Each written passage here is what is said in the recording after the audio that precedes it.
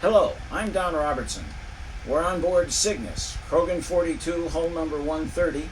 My wife and I have owned her for 10 years. She was built in 1987.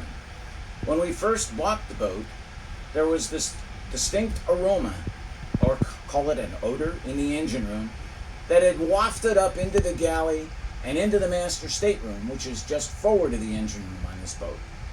We decided we needed to get rid of that odor or we'd have to get rid of the boat. So we started searching for the source. It appears that there were cracks in the fiberglass bilge covering the concrete ballast, and that oil and fuel and water and God knows what else had permeated into the ballast and was leaving this odor that reeked throughout the boat. We decided we needed to fix it. So we knew we'd have to take up the fiberglass, somehow clean and seal the concrete, and then we might, and put down a new layer of fiberglass, and then we might be rid of the odor. Of course, taking the fiberglass out from underneath the engine means taking the engine out. And so the project grew. Let me take you down below and show you what all happened with this project to get rid of the odor and upgrade the engine room on Cygnus. I'll start by trying to give you an overview of the work we did on the engine room. Obviously, you see the engine right in front of us. Then over on the starboard side, there's a battery box and a new bulkhead and some valves that I'll tell you about in a bit. And we move around aft and you can see the generator. And then up the port side, there's the electrical distribution. Now let me stop and get you some more detailed pictures of the things that are down here. As I said, our primary mission was to get rid of the odor in the engine room. We ended up moving the engine out, obviously, and then tore up the fiberglass, steam cleaned the concrete, epoxy coated that, and then put in a new fiberglass bilge. The whole area has been gel coated.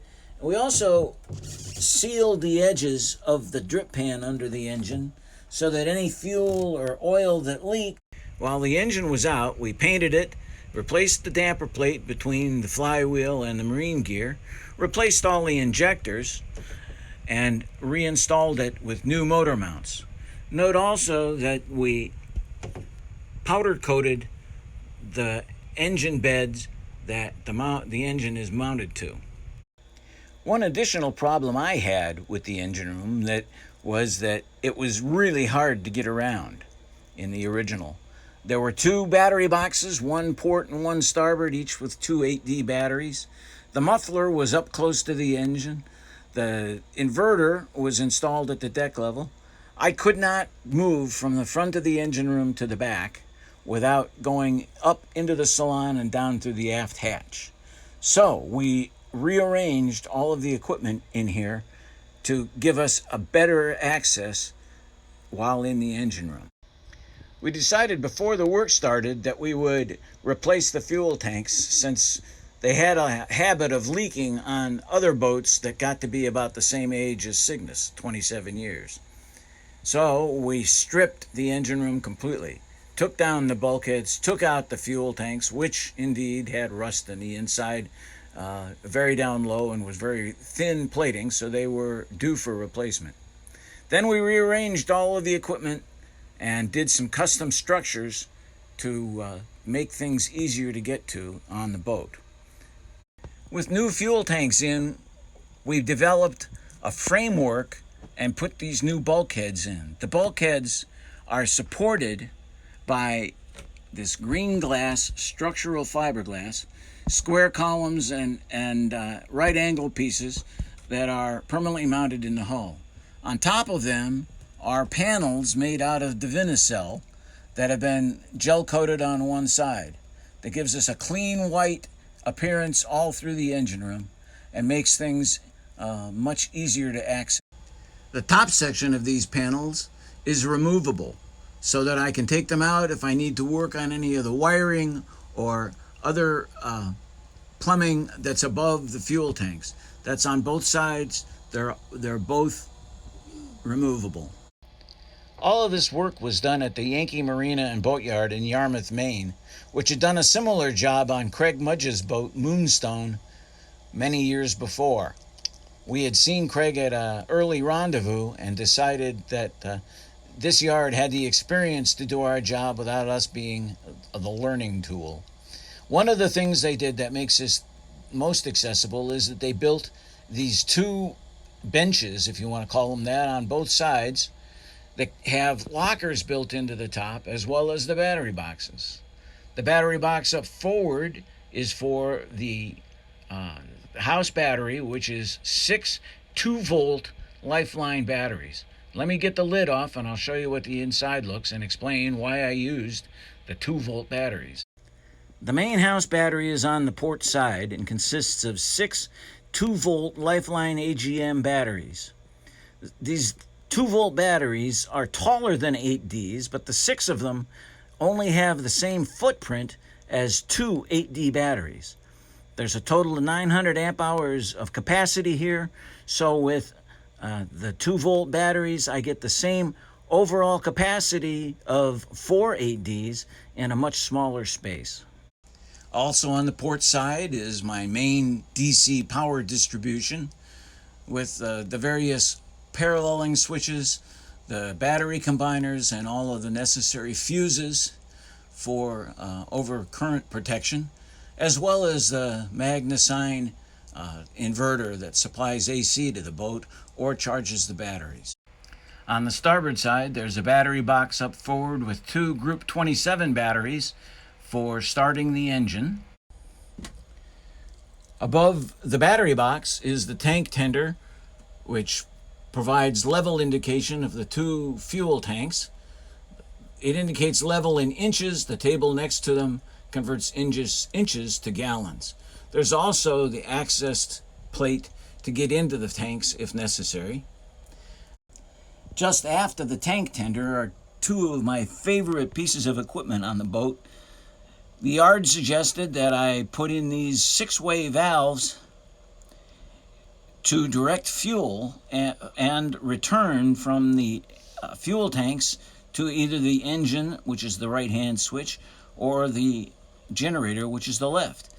A single valve motion changes both the supply and return from the engines to the tanks.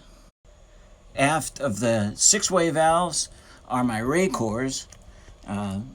Nothing unusual about them except that now they're accessible. They used to be just above the bilge underneath the main distribution box forward of the engine and really hard to get to. These lockers on the port and starboard side provide storage but also make it easier to get around when you're moving alongside the engine. Let me show you what's inside the lockers.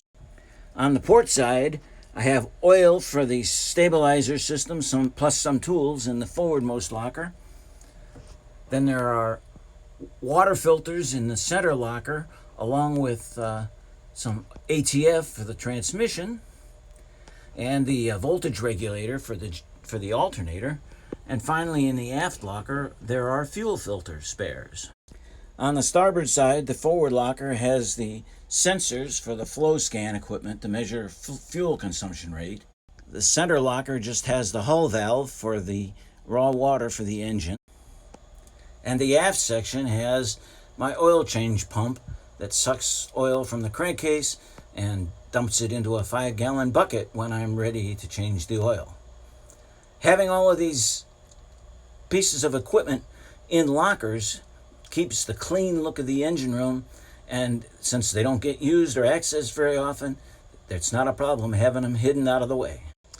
These 2 shelves in the aft corners of the engine room were already there. We just gel coated them to clean up the look.